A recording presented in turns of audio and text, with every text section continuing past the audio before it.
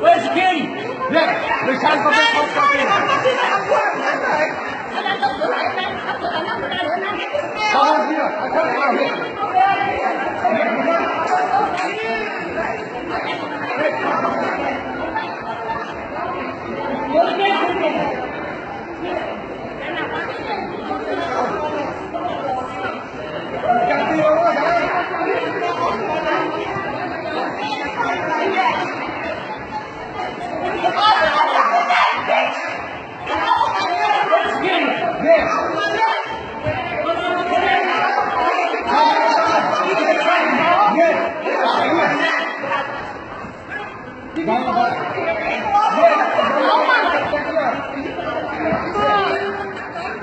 He was fighting her like a man.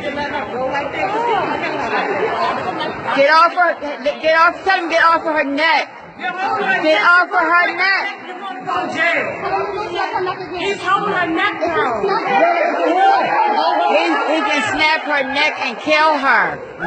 He can kill her. Tell him get off of her neck. Get off of her neck. I don't care. Get off her neck. She's pressing down. He's pressing down. Get off of her neck.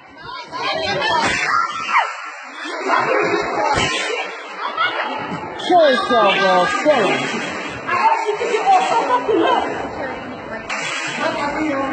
This don't make any sense. Get off of her neck. Get it. Yeah, you can't be for a long time.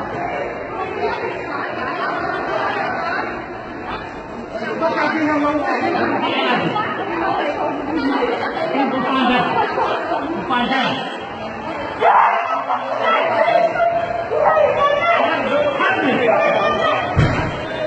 Get off of her neck. Okay, let me get, okay. Come on now.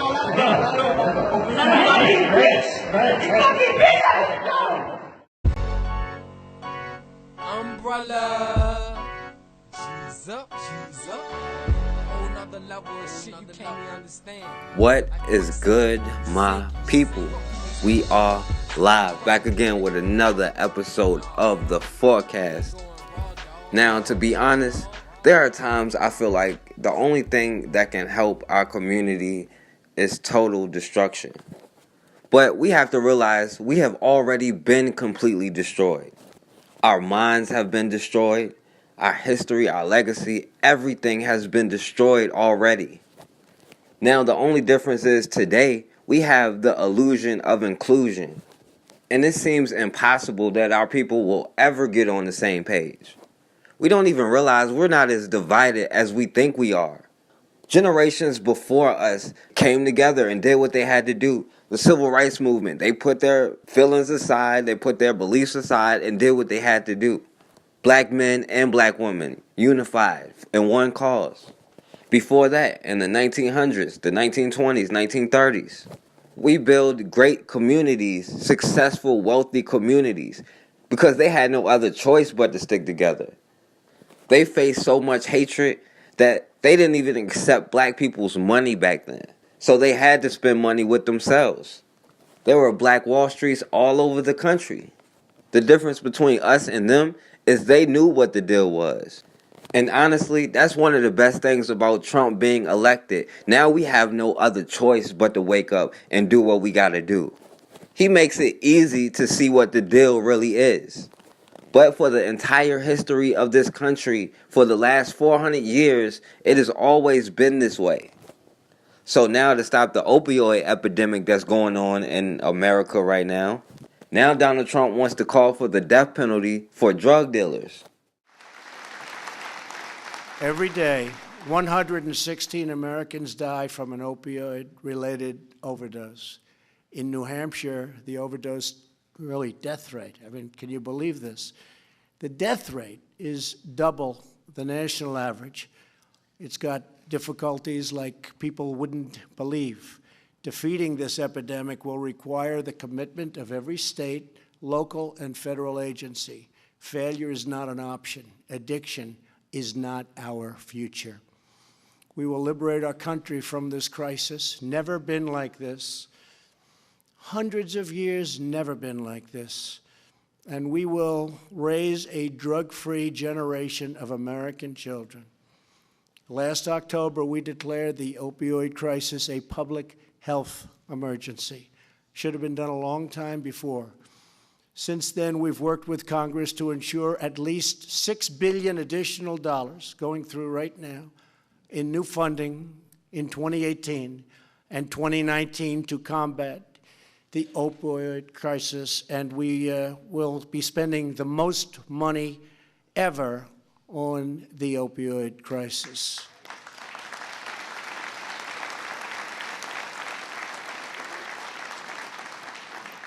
On our most recent National Prescription Drug Take-Back Day, people across the country turned in more than 900,000 pounds of unused or expired prescription drugs, more than the weight of 3 Boeing 757s.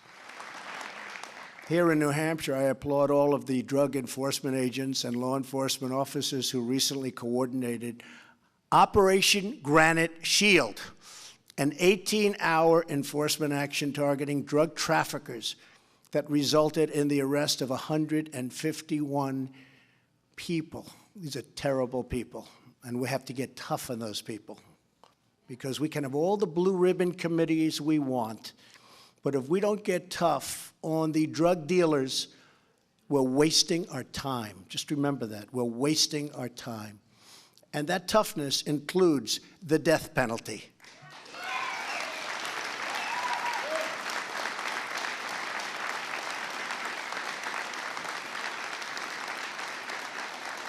You know, it's an amazing thing. Some of these drug dealers will kill thousands of people during their lifetime. Thousands of people. And destroy many more lives than that. But they will kill thousands of people during their lifetime. And they'll get caught, and they'll get 30 days in jail. Or they'll go away for a year. Or they'll be fined. And yet if you kill one person, you get the death penalty or you go to jail for life. So if we're not going to get tough on the drug dealers who kill thousands of people and destroy so many people's lives, we are just doing the wrong thing. We have got to get tough. This isn't about nice anymore. This isn't about committees. This isn't about let's get everybody and have dinners and let's have everybody go to a blue ribbon committee and everybody gets a medal for frankly talking and doing nothing. This is about winning a very, very tough problem. And if we don't get very tough on these dealers, it's not going to happen, folks. It's not going to happen. And it's not that we have a choice. We don't have a choice. We can be nice and we can be soft and weak, and you're not going to have a country left. So we have to strengthen up our laws so that we can do what we have to do. We have to stop this from happening. Drug traffickers kill so many thousands of our citizens every year, and that's why my Department of Justice will be seeking so many much tougher penalties than we've ever had, and we will be focusing on the penalty that I talked about previously for the big pushers, the ones that are really killing so many people, and that penalty is going to be the death penalty. We got to be tough. We have to be smart. We have to change the laws, and we're working on that right now. The Department of Justice is working very, very hard on that. But the ultimate penalty has to be the death penalty. Now, maybe our country's not ready for that. It's possible. It's possible that our country's not ready for that. And I can understand it, maybe. Although personally, I can't understand that. But there are people that are good people, that are strong, smart people, and they would differ with most of us. But I think unless you do that, unless you have really, really powerful penalties led by the death penalty for the really bad pushers and abusers, we are going to get nowhere. So to solve the opioid epidemic going on in New Hampshire and West Virginia and all across America, he wants to use the death penalty. Now, I'm sure the first person that'll receive the death penalty will be some pharmaceutical CEO or something. Trump just announced 4 nominees for the U.S. Sentencing Commission. And one of the judges he nominated was a man named Bill Otis. Now, of course, this man, Bill Otis, passionately defends the same law and order policies that created our current mass incarceration system, where black people, specifically black men, are disproportionately locked up more than anybody. While all the chaos happens around the Trump administration, he is sneaking in some loathsome people into the government. And I want to tell you about one of them today. It's William Otis. So let me go to Kimberly Yam's report at HuffPost. She explains that William Otis, adjunct professor at Georgetown Law School and former member of the Bush administration, was announced as one of President Donald Trump's nominees. And this is important, for the U.S. Sentencing Commission, a bipartisan agency that dictates federal sentencing guidelines earlier this month. So earlier this month, he tries to sneak this Otis guy in. So why sneak him in? Why? What's his positions? What does he think? He worked for a former administration. He's a Georgetown law professor. Must be a respectable guy, right? Wait till you get a load of Otis. In a 2013 post, he wrote for blog Crime and Consequences. Otis indicated he agreed with the judge's remarks that, quote, blacks and Hispanics are more violent than whites. We're still having a conversation. That guy's gonna be in charge of federal sentencing guidelines. And later they'll tell us there's no systemic racism. The guy literally said blacks and Hispanics are more violent than whites. Now, this man is a teacher at Georgetown Law Center, and he advocates incessantly for lengthy prison sentences. And just like this pseudoscience these white men are always trying to push and never have any evidence to back up what they say, he claims these drug laws lead to a decline in the crime rate, which is kind of crazy because if you're creating a crime to arrest somebody, wouldn't that make the crime rate go up? But like much of the pseudoscience that they push out there, these things are easily debunked.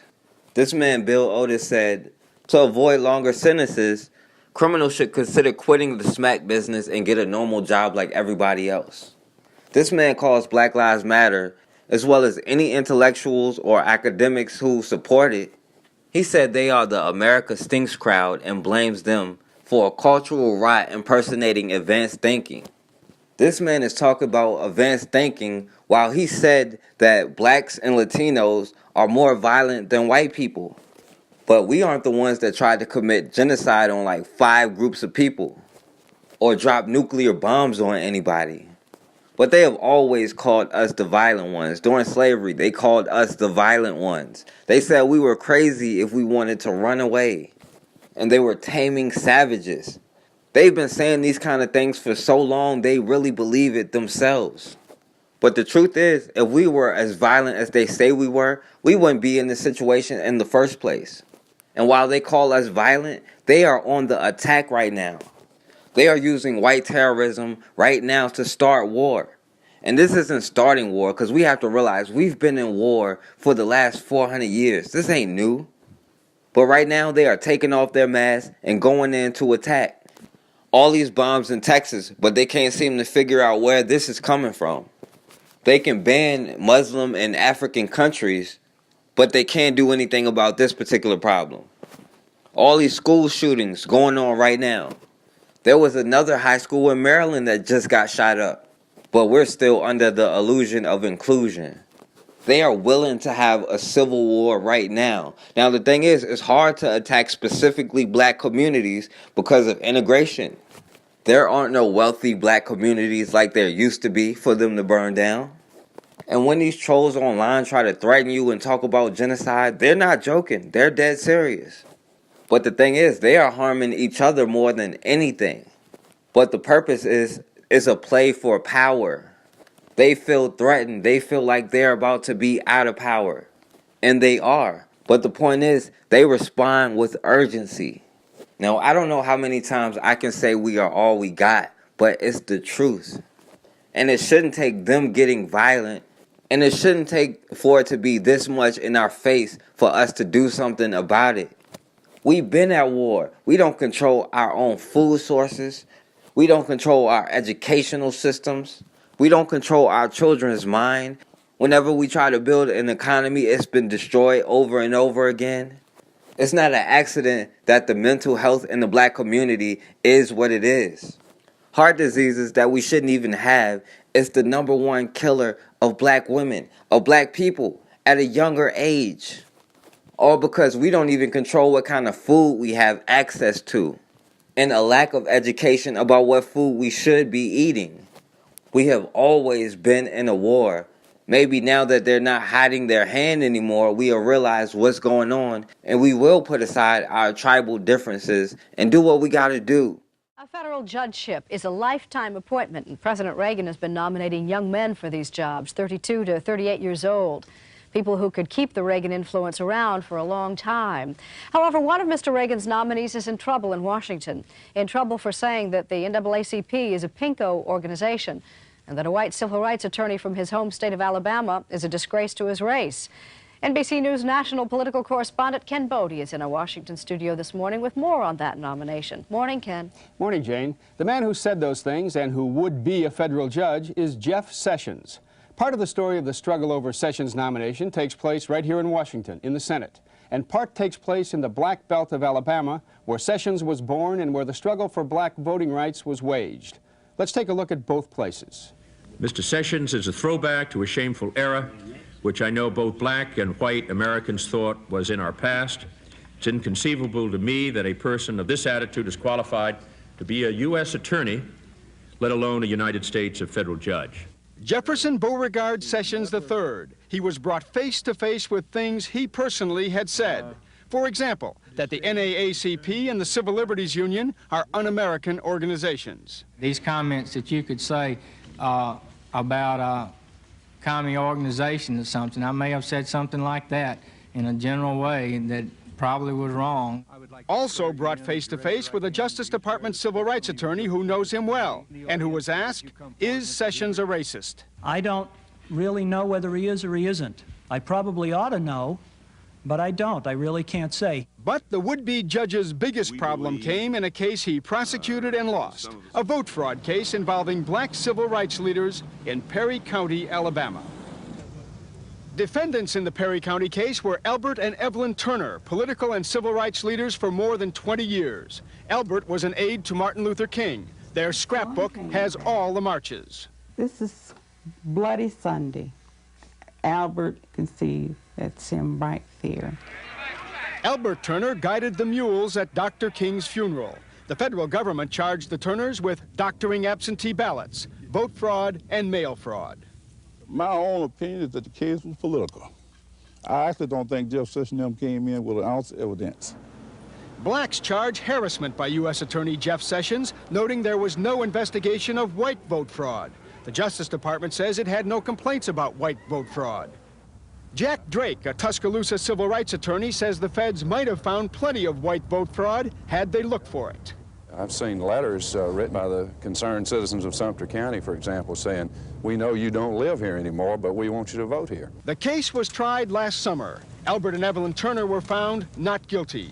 Jeff Sessions declined to talk to NBC News, but his friends and supporters told us he is not a racist, and the Justice Department says Sessions had a good case. Jack Drake disagrees. I didn't think the government had a case. The impetus of it, I think, was to keep blacks from voting, to intimidate people, and they went right after the leadership that they want to defeat. Albert Turner does not want Jeff Sessions on the federal bench. A man like Jeff Sessions will be there for such a long period of time, and I honestly think that he will be in the way of progress in this area for quite a while. He is, I believe, a disgrace to the Justice Department, and he should withdraw his nomination and resign his position. The discussion of Jeff Sessions' nomination is not over, but my sense, from what I heard in the Senate last week, is that if President Reagan really wants Jeff Sessions on the federal bench, he is in for a fight.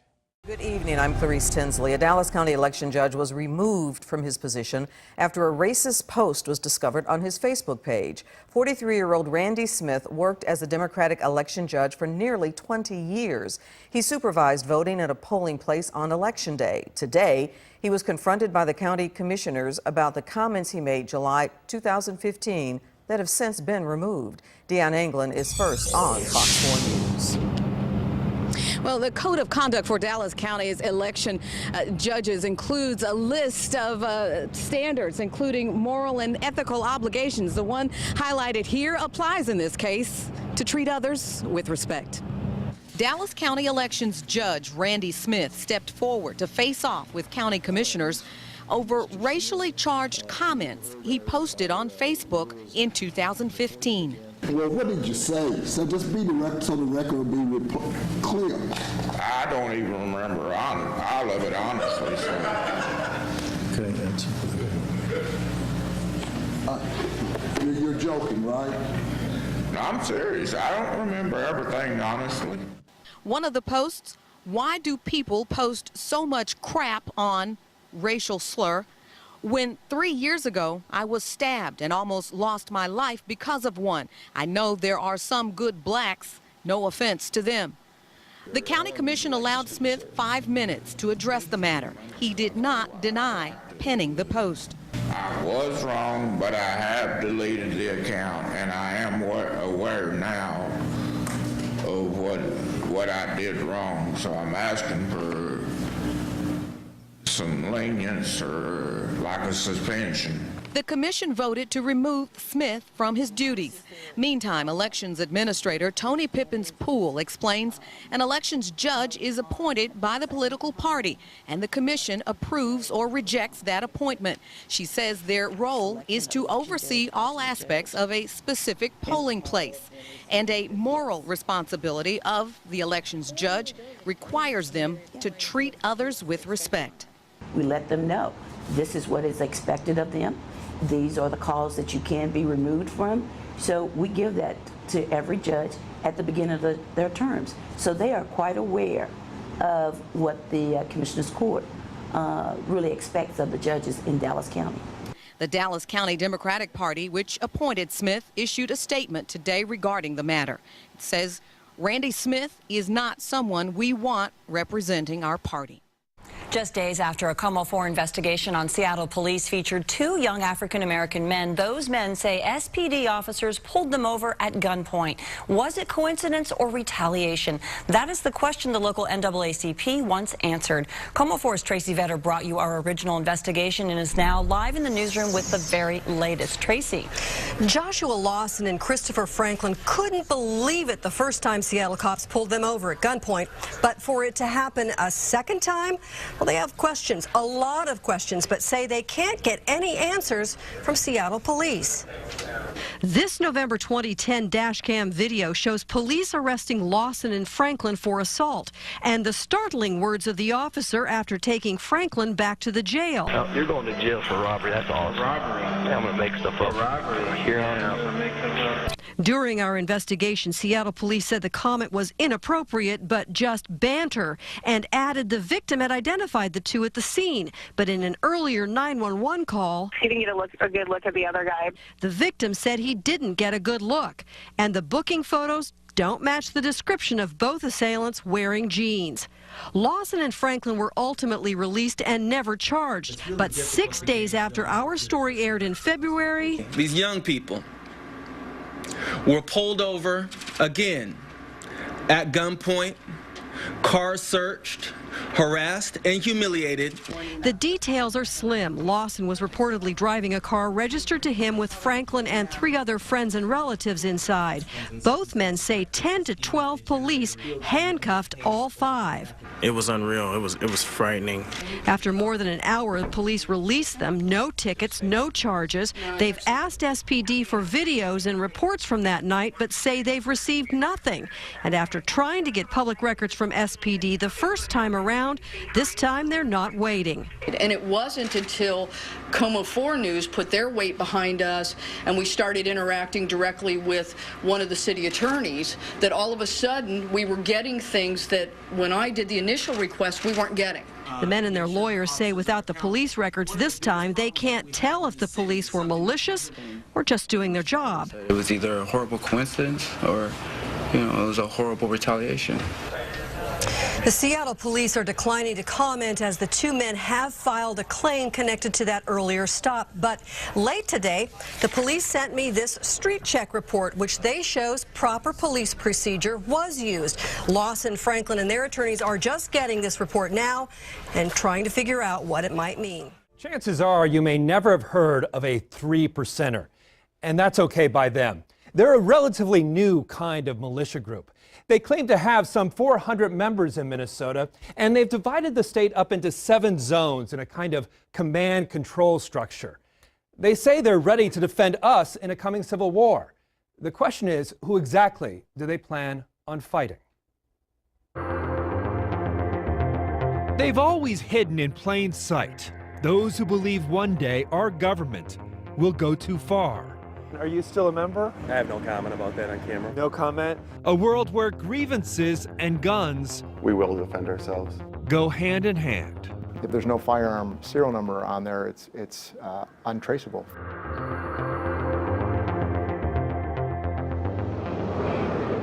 Joshua Rader is a commanding officer in the United Patriots of Minnesota 3%, and one of the few willing to talk about the movement publicly. Everybody told me not to do this interview. But even he doesn't trust us. His brother will videotape our interview. What does the group stand for?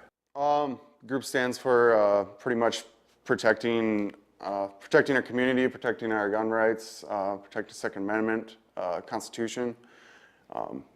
Pretty straightforward stuff that you're used to hearing from patriot groups, I guess. The name 3%ers comes from the American Revolution, a belief long disputed that only 3% of the colonists took up arms against England. The 3%ers share ideological DNA with other right-wing extremist groups like the Posse Comitatus, the Oath Keepers, and Sovereign Citizens, and especially the militia and patriot movements of the last 20 years. 3%ers have also become very social media savvy, spreading their message and sharing pictures on Facebook. We have patriots out here from Wisconsin, Minnesota, Montana, Arizona, Utah, Nebraska, Kansas. They're from all over the place. 3%ers have regular training exercises around the country, like this one in Colorado. Preparations, they say, for natural disasters, a terror attack, or if everything just goes to hell. I think their country is possibly headed in the direction of a civil war. The rap on patriot groups is that you're all a bunch of racists. I completely disagree with the white supremacist movement. I also disagree with the black supremacist movement. According to a previously sealed search warrant in the case, the FBI considers the Minnesota 3%ers a militia group which believes in the violent resistance to or intended overthrow of the U.S. government. Unknown to the Minnesota 3%ers, the FBI flipped one of their members who became a paid confidential informant, telling the FBI the group was involved in manufacturing untraceable assault rifles, buying them in pieces.